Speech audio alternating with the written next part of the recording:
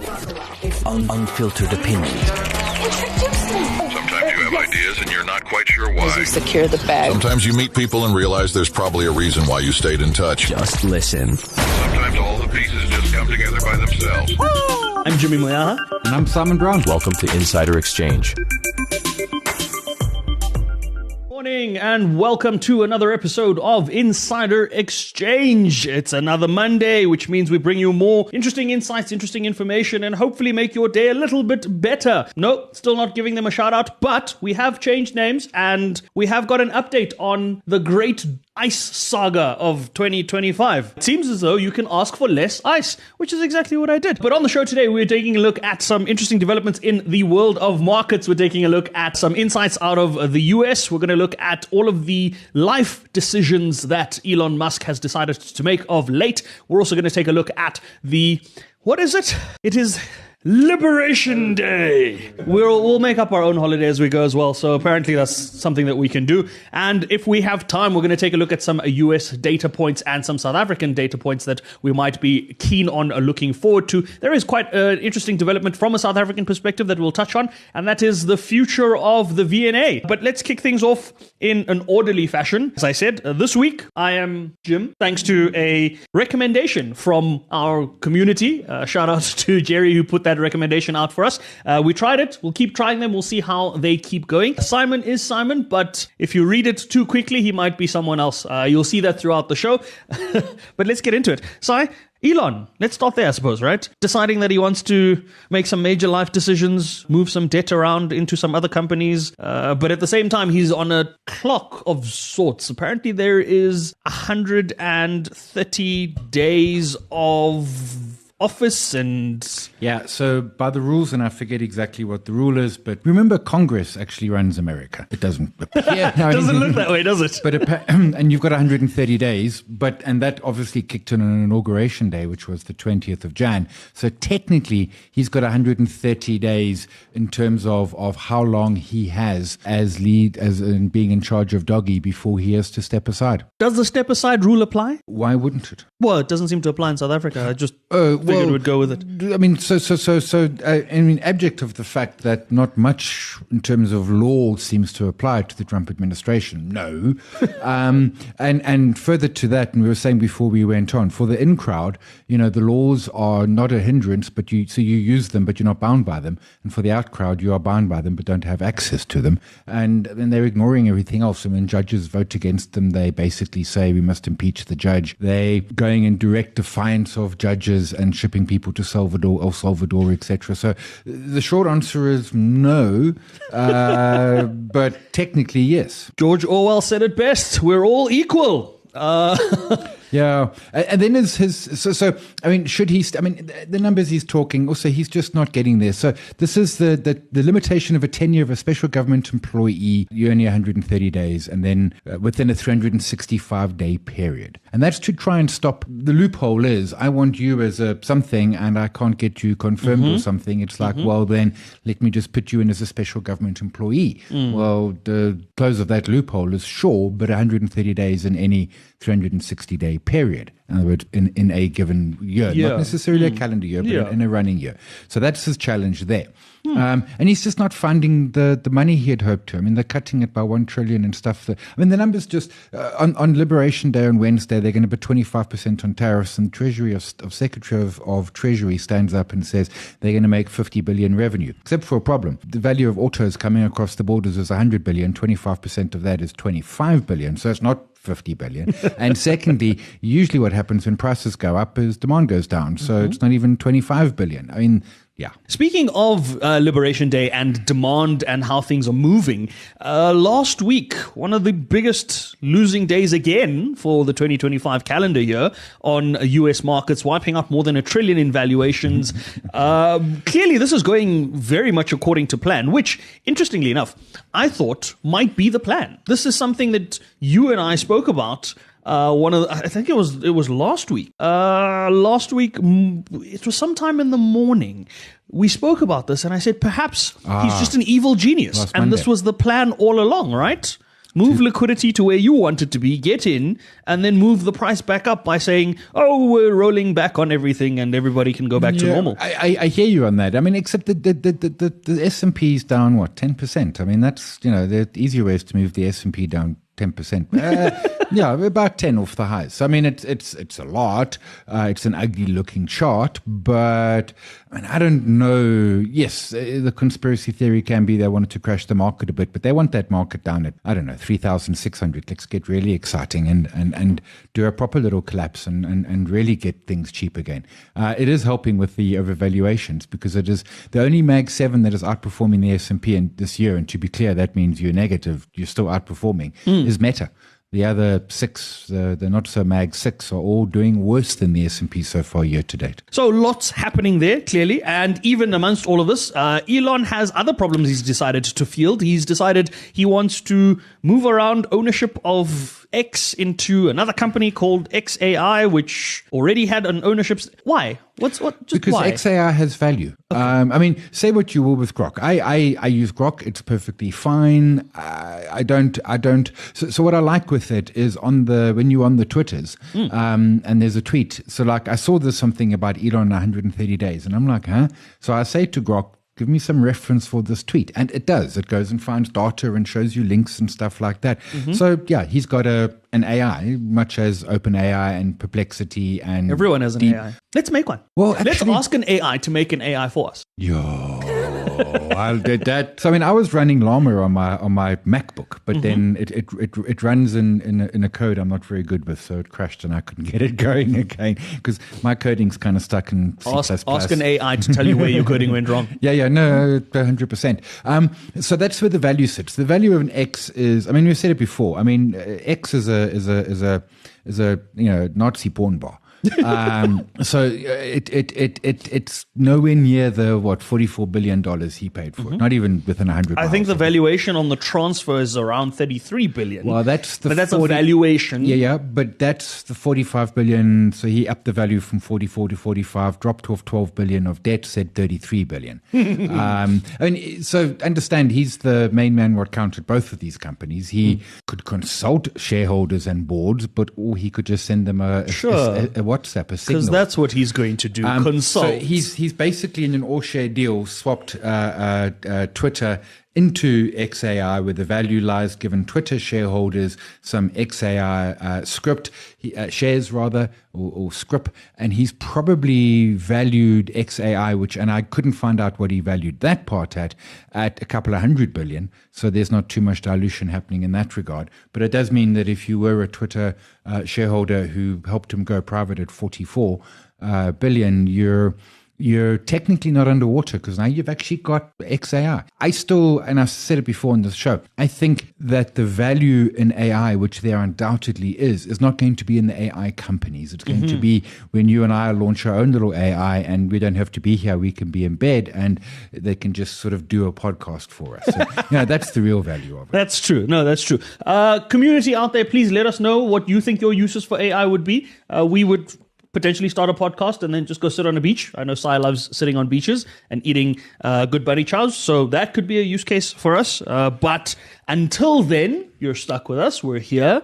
We're here every week for your viewing pleasure. I want to look at the interesting dynamic around the transfers and stuff. It's brought up something quite interesting. Is if given the opportunity, and perhaps we'll do this as a deep dive at some point, I can now see that for some people or for some reasons, there's no value in listing a company. Because your Tesla share price is tanking on this side. Your net worth is being absolutely decimated by the public markets, whereas all of your private businesses, your SpaceX, etc., OpenAI, all of those are protected against that negativity, well, technically speaking, because then they're based less on sentiment. There's no sentiment weighing in on that valuation. It's based on, okay, can we do the numbers? What are the projections? What's the discounted cash flows or whatever it is you're going to base a valuation on? Whereas in the open market, something like a Tesla, in the same way you get benefit on the upside, you could be down 50% at the start of the year because you couldn't find $1 trillion. I think you're 100% right. And it comes back to, business leaders or company, whatever, CEOs and owners, etc., should be very careful about wading into politics.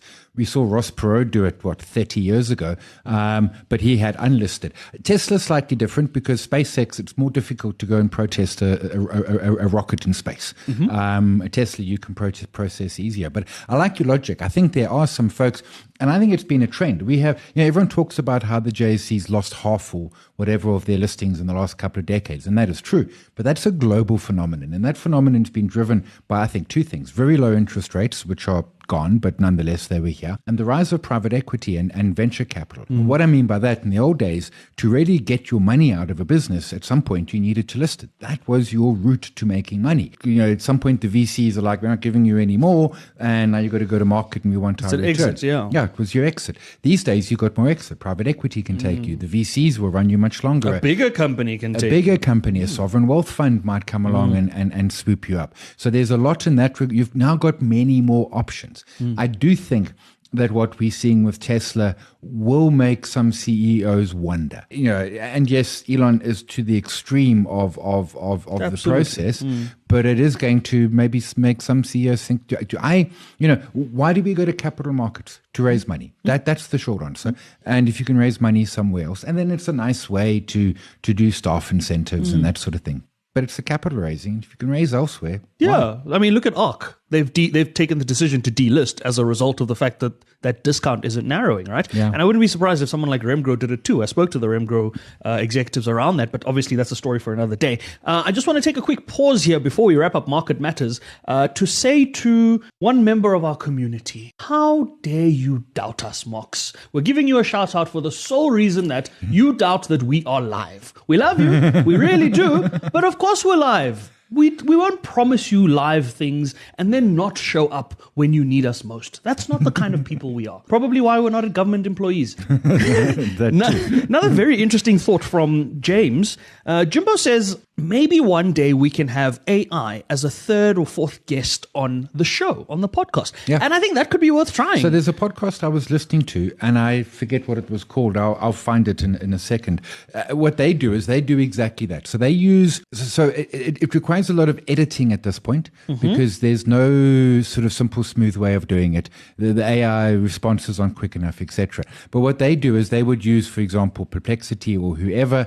They would then create a character, and then they would run it through the 11 Labs peeps who do the audio part. And in essence, they would be able to have a AI as a third guest, or in fact, at some points, they got two AIs as two guests, and they stepped away. We're going to try that at some point. One day we'll see. It requires a lot of edit. So at this point, it still requires editing. Okay.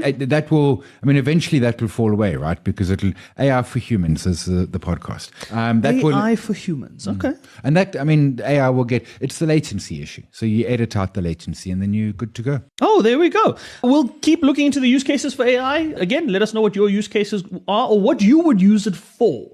If you have something that perhaps comes to mind when you think about what would make your life easier through the advent of AI, let us know. Put it in the comments. Let us know in the community. Join the conversation. We'd love to hear from you. Before we wrap up Market Matters, the VNA, probably the most successful shopping mall. I don't want to call it a mall, but shopping mall.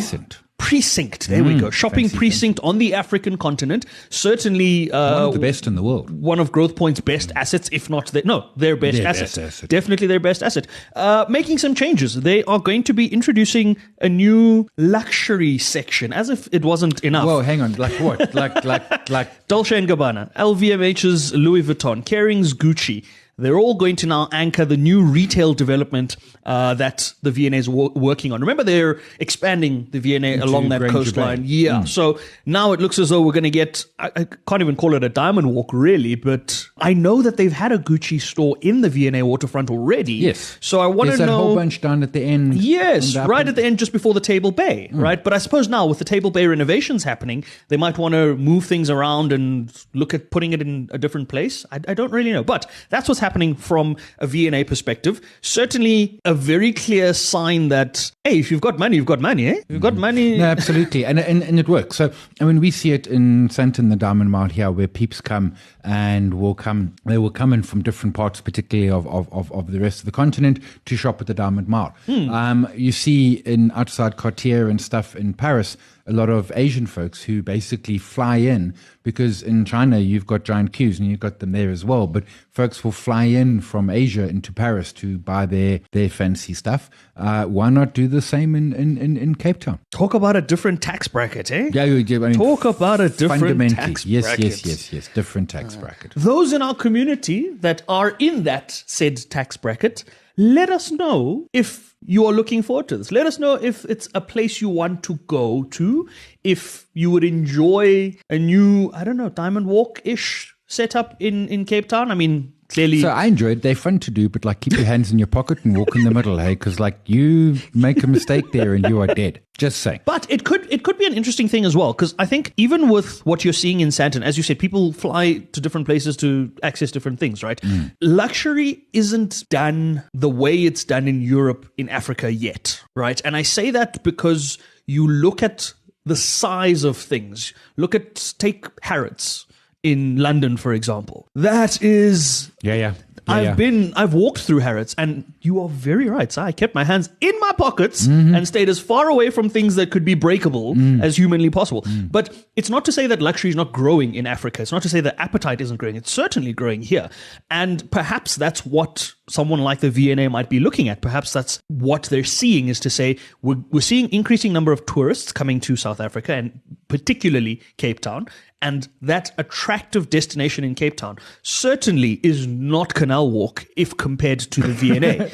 I mean, if you put the two of them, if you put the two of them together, Canal Walk, there's nothing wrong with Canal Walk. It's a very nice kind of mall to walk through, I'm sure. But when you put the two of them together and you look at where Aston Martin has decided to put their dealership, where Daytona has decided to put their dealership, it's not near Canal Walk. Yeah. So Canal Walk, top tip, go to Canal Walk, but don't go to Canal Walk, go to Long Walk to Freedom just next door. Awesome. I agreed with you. And it is, I mean, it comes back to luxury. I mean, the proper luxury, the folks who are flying in to buy things, etc. I mean, in tough times, they get hurt a bit, but the real top end of luxury is like that. They're so rich, they never poor. Those are the ones that buy the piece of land in Clifton at 100+ million rand. And then knock it down. No, it was a piece of land. It had nothing on it to knock down, but paid more than 100 million rand for it. It was on Property 24 at some point. I think it was listed at about 130 odd million rand. Came back, had a sold sign next to it. Yeah, no, look, I didn't say I intended to buy it, okay? I was just looking. So, but yes, it's a very telling sign. At the top end, it doesn't really matter. And perhaps this is what that top end wants. They want exactly this. Yeah, and that's why you own some Richmond. That's it. Or race. Unfortunately, we have come to the end of Market Matters. I'm going to leave on a rather unfortunate note, right? This is a new problem, is paper straws. I can now see the logic behind why Donald Trump decided to sign an executive order. They're not practical. Not for this conversation, perhaps for an unfiltered opinion. But we're going to leave Market Matters on this note. Shout out to everybody that joined the community. Thanks so much to our TikTok community. You guys are awesome. The commentary that we've been getting on the multi-choice video, on the credit score videos, on all our content, really, you guys are absolutely amazing, and we do what we do for you.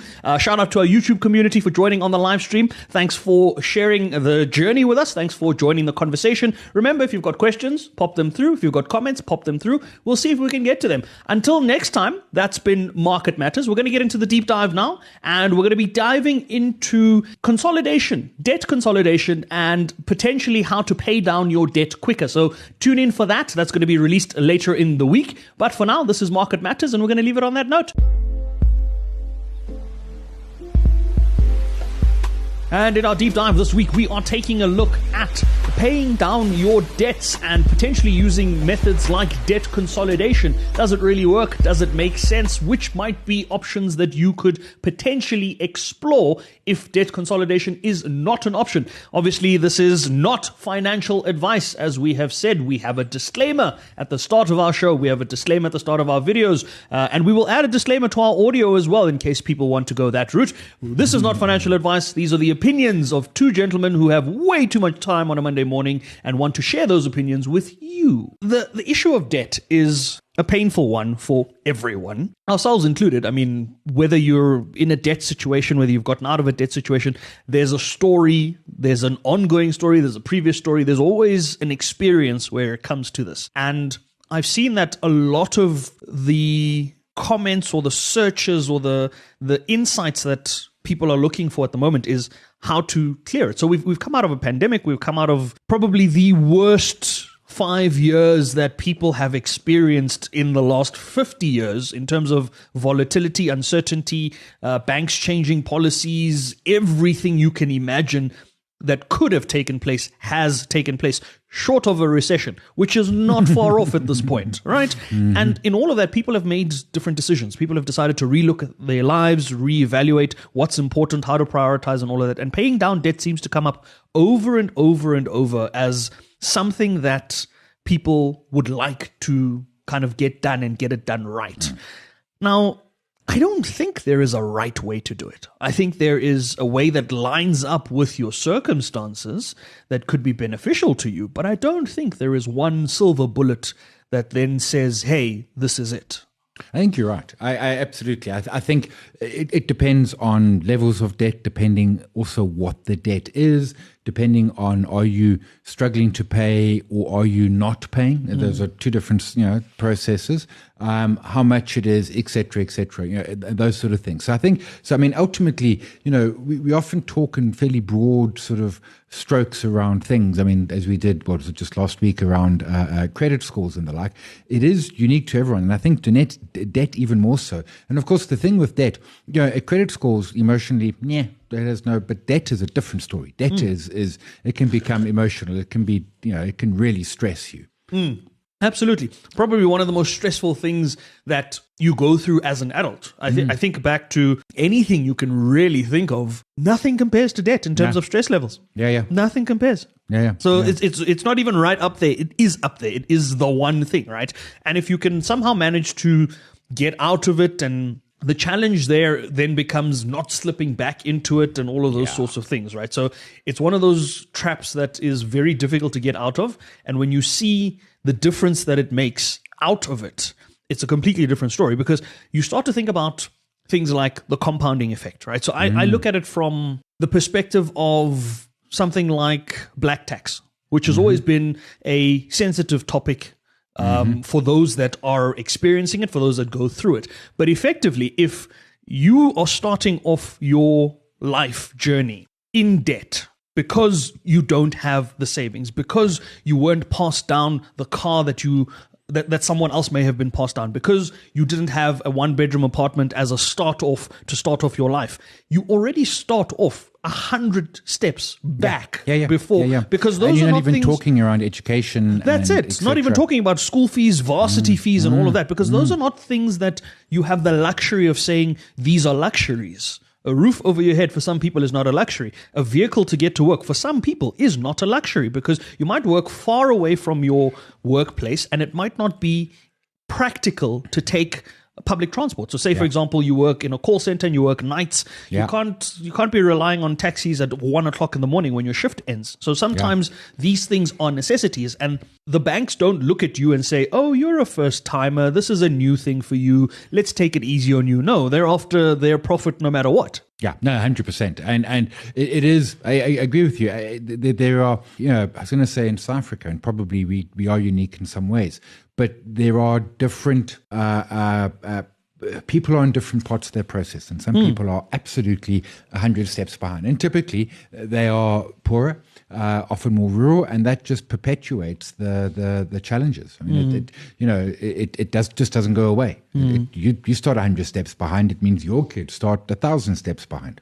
Absolutely. It becomes a generational thing. Yeah. So when you look at things like debt consolidation, that becomes something that you consider. You then look at your situation and you say, perhaps if I lump together everything using one new debt, then everything, can go away and all of that. Now, the interesting thing about that is that there are good and bad reasons to potentially consider that, right? And I want to look at that. I want to start by looking at some of the good that can come from it. Well, in the simplest sense, you've got a whole bunch of loans, some of them store cards, credit cards, whatever they might be. You're probably not going to consolidate a home loan because you're not going to get cheaper. You might consolidate a car loan as well. You've got a whole bunch, and it's just, different people phoning you, different interest rates. If you can consolidate into perhaps a lower rate and a longer term, you can reduce you can get to a monthly payment which is affordable for you. So in other words, you can manage your day-to-day living, and then you've kicked the can down. 100% you have,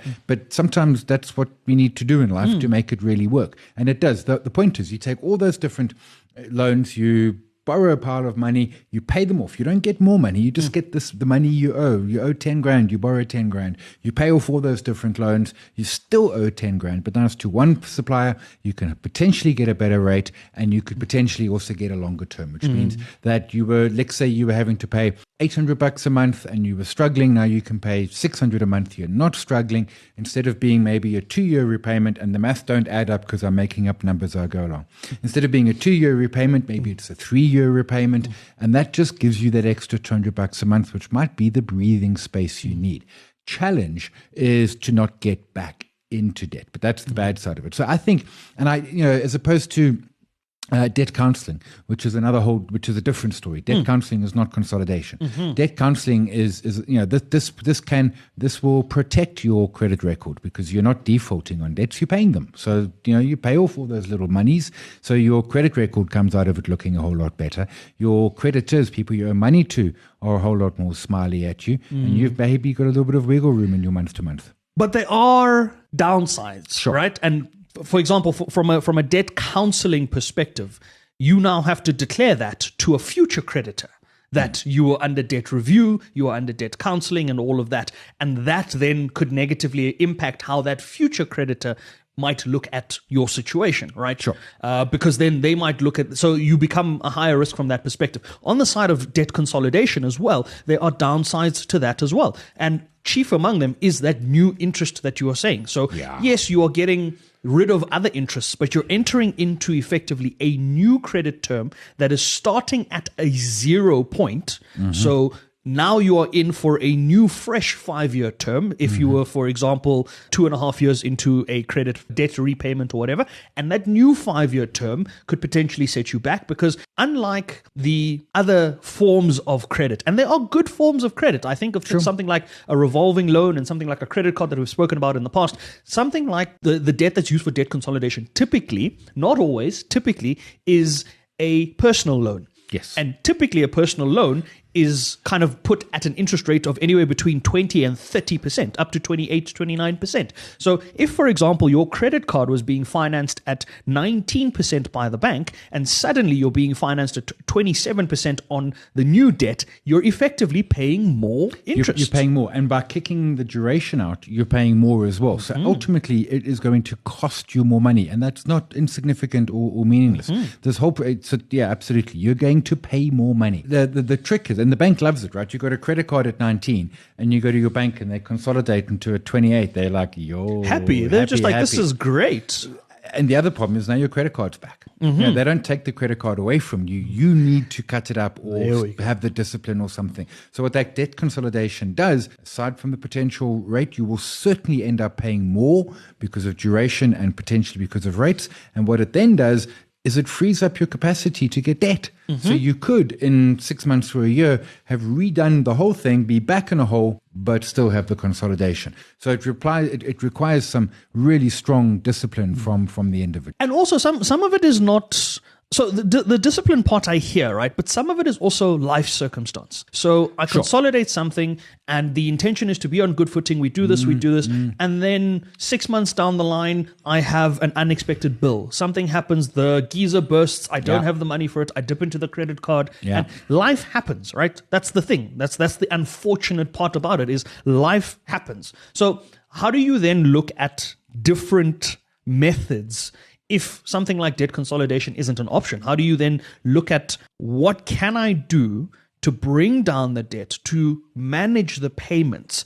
One of the examples is paying off the highest interest-bearing debt first to free up more to pay off the rest. So if you, for example, are paying 700 or 800 Rand on a store account, and that is whatever at 18 or 19%, but at the same time, you are paying at 24% a credit card that is costing you 4,000 or 5,000 Rand a month, you might be tempted to then say, okay, can I ignore the store account for a little bit to pay down this one and try to manage it that way? But of course, the moment you start ignoring the payments, we come back to the conversation we had last week in our credit score conversation around the fact that missed payments start to negatively affect that. So how do you even get that balance? So I hadn't even thought of that. So don't ignore anything ever, but phone the peeps and say, can I have a 3-month holiday? And you will accrue interest and it will get tagged on your credit record. But that 3-month holiday you can now use to... It's a plan. To hit the big debt. Because what you want to do is not tackle the big debt in terms of size, in terms of interest.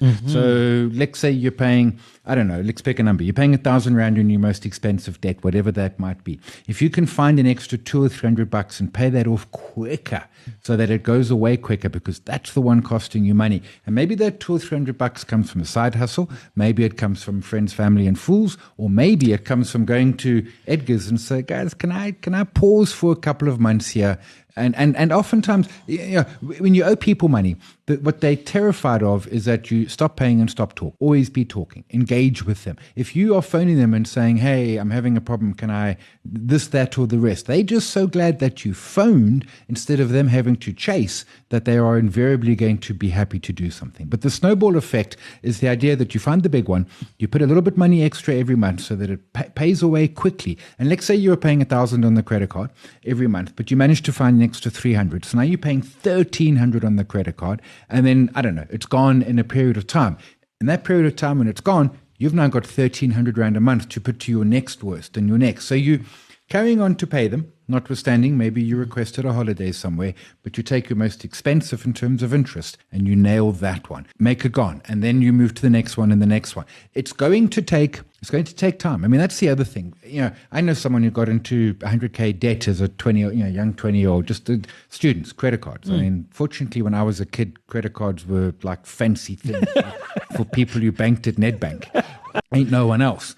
But she got into 100K and Woolies card, all of that. And it took her about 2 years to clear it. I mean, it's not something which vanishes overnight. This is going to take some time. I think what you said about the payment holiday is such an important thing, because we don't even know that these things are options, right? So for a lot of the debt, you don't even know that you can go and have this conversation and say, can I have a payment holiday? Especially when some of the debt forces you to take out what is known as insurance. So creditors insurance and all of that. You can lean into something like that and say, hey guys, I would like to use, obviously from an insurance perspective, they have very specific conditions and terms that will allow you to access that. But that could be an option. And if you are considering all options, definitely look at that and say, can I request a payment holiday? The worst they can say is no, you cannot. But you would have asked and you could potentially find yourself better off for it. The other one that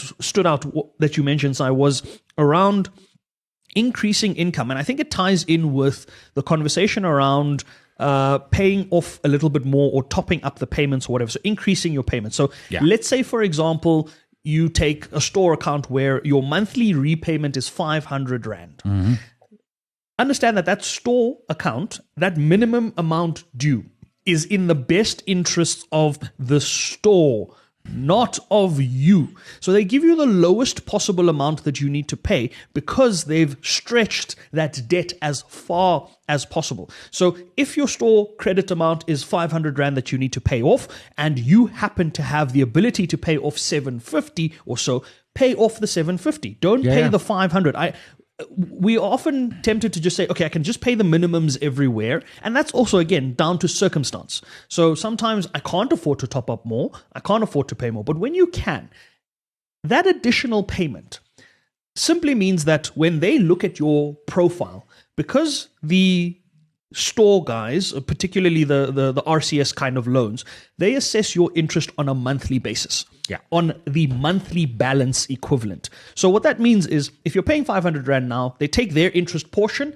After their interest portion, the capital is, or a portion of the capital is settled. So let's say of the 500, 400 goes to interest and 100 goes towards the capital. If you're topping that up and paying 750, they still take only 400 for interest, but now your capital is decreasing instead of by 100 Rand by 350, right? Correct. So next month when they review it, they charge you less interest because your capital balance due to them is lower. So increasing your payments wherever possible certainly helps. It kind of, you know, it's why I call snowball, because it starts really slow and then it sort of really gathers momentum. And I said, you know, find some extra money. I mean, there's the other things when looking at your budget is your insurer, you know, get some competing quotes on your vehicle insurance and then go back to your insurer and say, hey, I need a cheaper rate. I mean, it's that, you know, and you can find little bits here, there, and everywhere. I know everyone at the end of last year, beginning of this year, was going and haggling their bank for better, lower interest rates on their home loans. Now, most people get like, no, thanks, but, you know,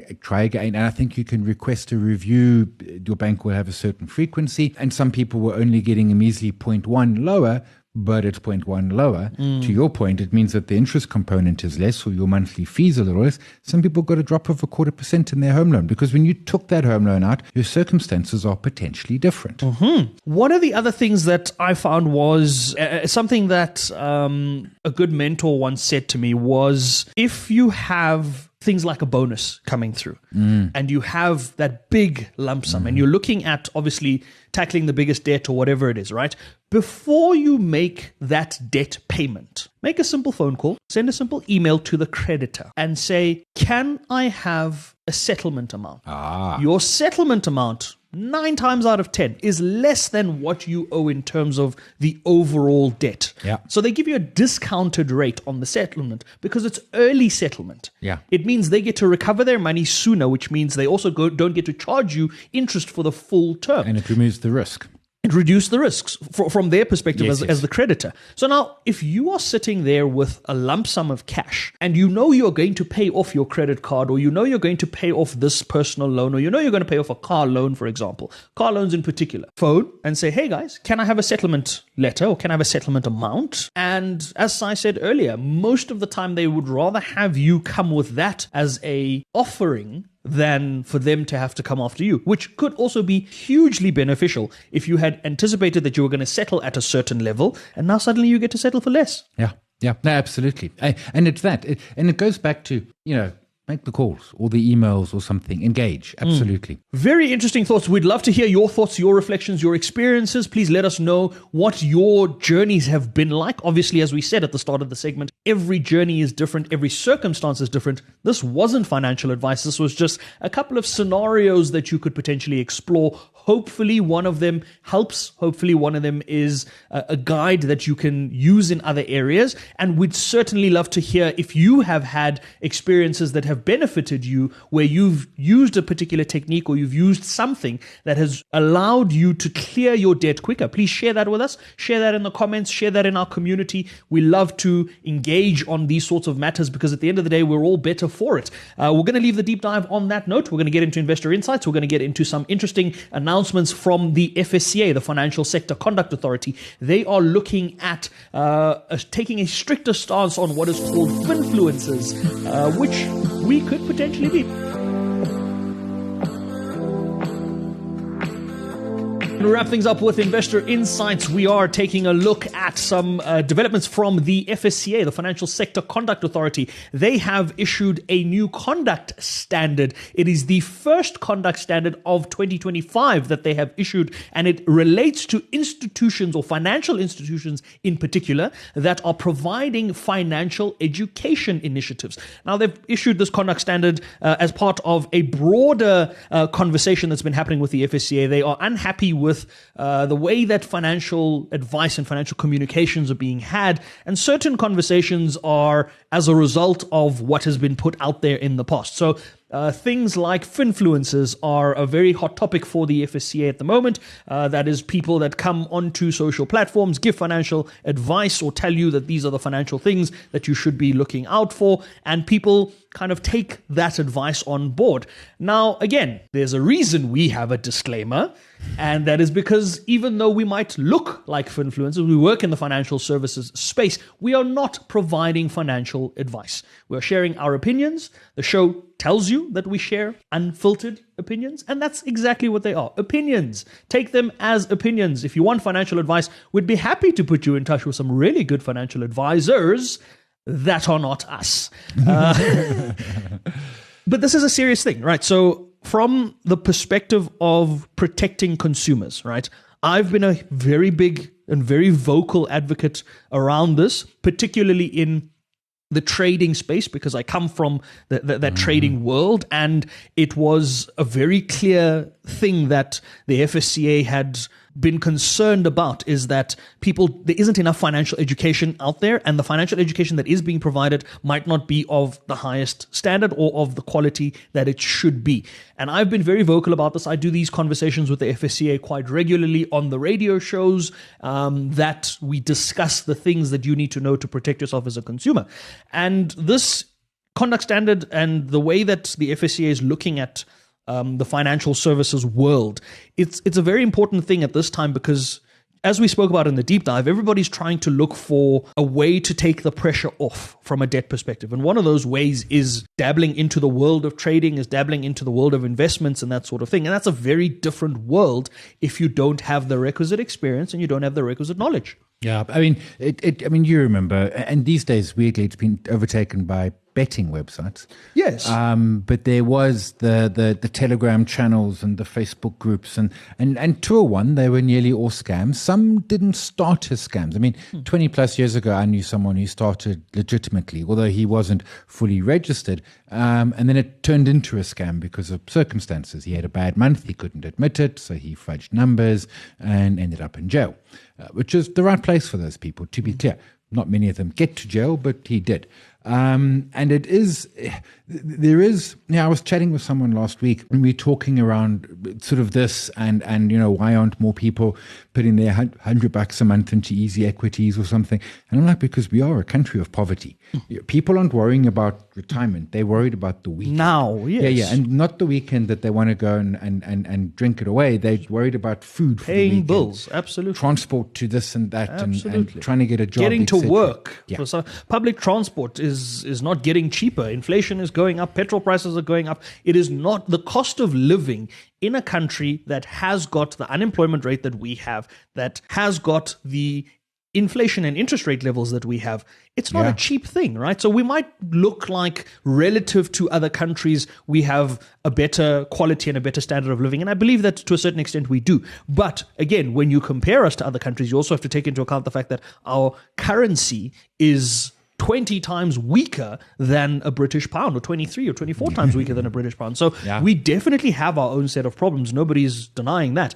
And I think that's exactly what you're saying, Sai, around the fact that people are looking for survival. No one's thinking about how do we get beyond. And there is a group of people out there that take advantage of that put self-preservation above doing the right thing and above providing good information, right? And that group of people is the reason why the FSCA has their hands full with these sorts of conversations. It's the reason why you get impersonated 17 times in a month.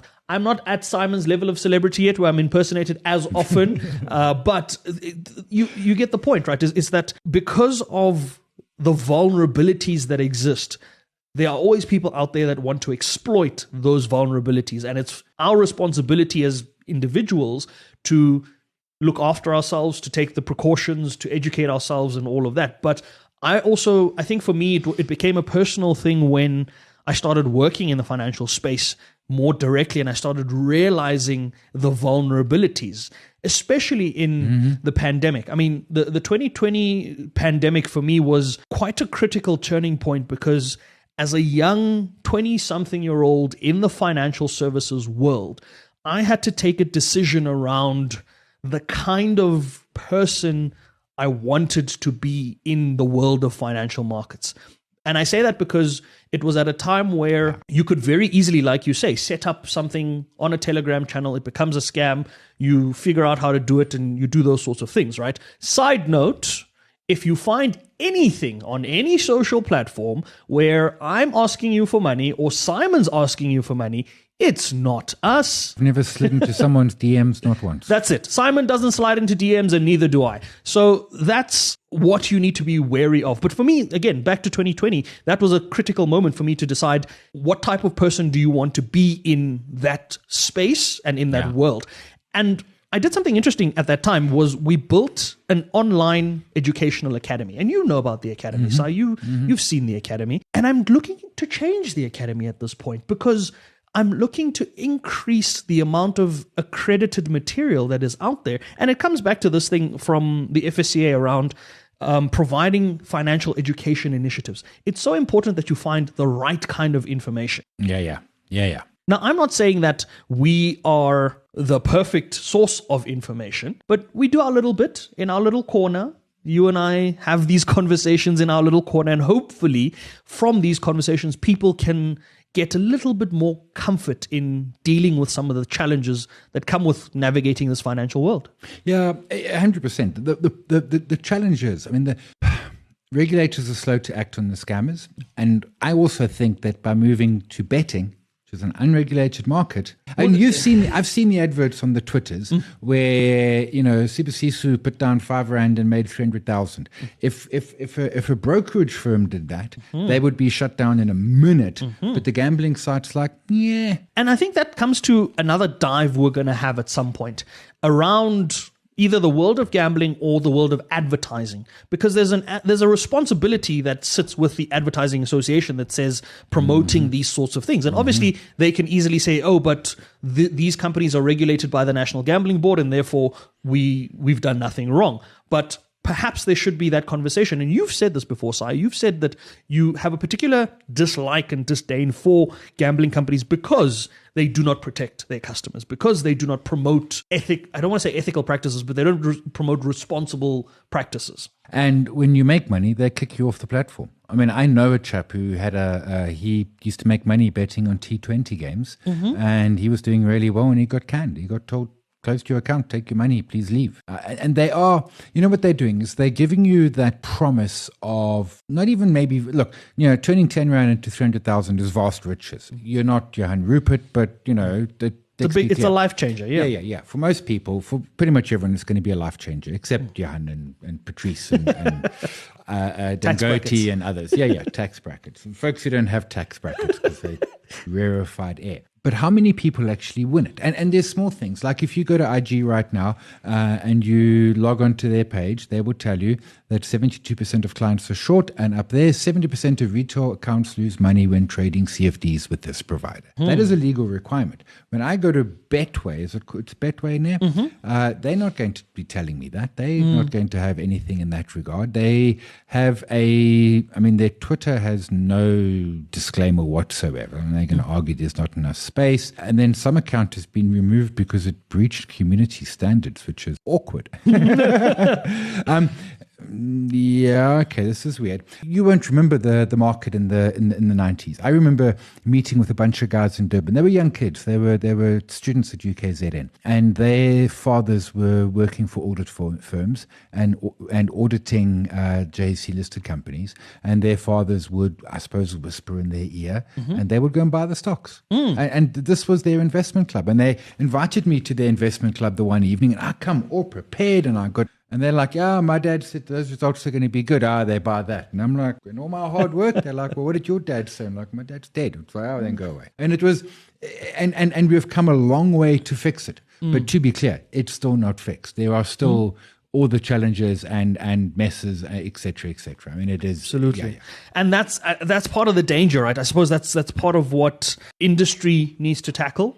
Obviously, various members of industry have various feelings around whether or not it's their responsibility. Some will say, look, we didn't force you to open this platform. You entered of your own free will and that sort of thing. And I suppose that's where the other side of the conversation comes in around educating yourself. The FSCA is going to run a consumer education program. They have been running several programs for the longest time. And I think we're also going to do our part in reaching out to them and collaborating with them on these sorts of things. We're going to extend an invitation to share what we can and to use our platform, the great platform that you guys have built, the audience, the community that we've built. I think it's high time we kind of all come together and promote the right sorts of conversations, the right sorts of practices. If something doesn't make sense, we kind of call it out as it should be called out.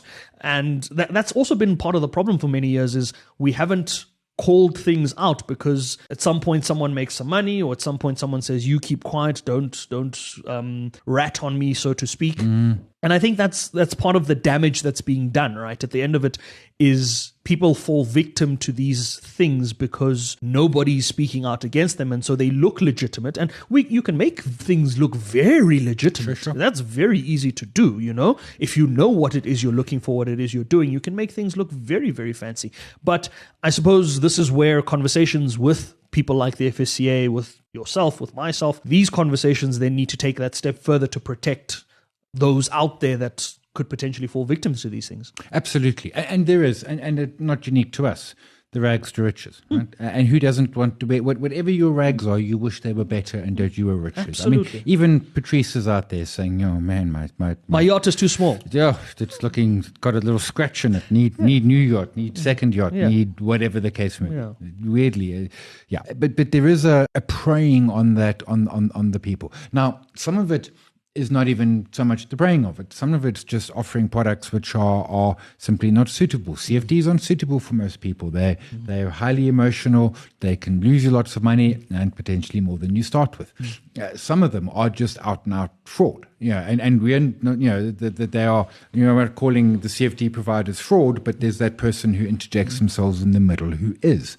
But also there are some of those providers that are. There are providers. I mean, Let's be clear about that. That's it, right? So we're not absolving anyone of this. We have seen highly regulated companies come into a market, push people to go into a trade or into doing something that they are uncomfortable doing with the promise that you will be rich, you will make your money, you will do this. When that doesn't work out, they say put more money in, you will be even richer when you recover, almost trying to promote a martingale type of strategy. And let's be clear, martingale is something that is very commonly used in a casino. So again, you're probably weighing up the same odds there. But not everyone is perfect. And I think I don't want to say not everyone's perfect. Let me rephrase that. Some people are genuinely out to do bad and not good. Yeah. And it's for you to protect yourself. It's for you to look at that. And I mean, I'm sure you can tell by this conversation that we are clearly very passionate about fighting something. And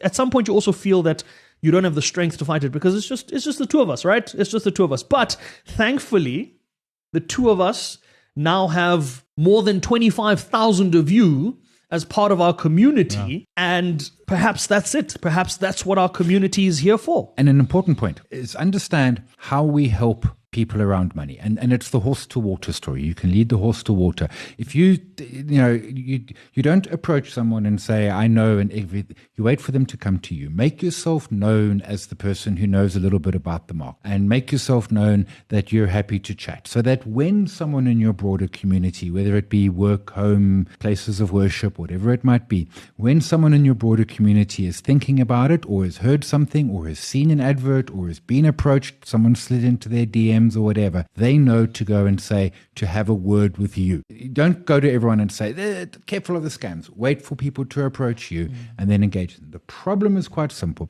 Every time there's been a scam, Mirror Trader International, or BHI Trusts, the Ref Waynes, etc., and I expose them as scams, man, the hate that I get, the threats that I get. I mean, I was getting anonymous phone calls and people driving past my house because remember the old days telephone books which had your address? I mean, how quaint was that? We've come a long way. And it's in some cases it's the people who know it's a scam but like don't collapse it until I'm out. In other cases it's just people who really honestly believe it's legit. And I use every platform I've got, Mirror Trade International, and I just got hate.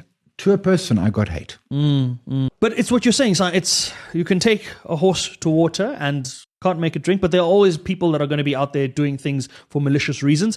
Community out there, we will do our best where we can to see if we can help and to see if we can protect individuals. But of course, the responsibility still sits with you. If something is too good to be true, probably is. If something doesn't make sense and somehow you need to put up money to get more money, do some due diligence. Research, do some homework, look into things a little bit more. Ask questions.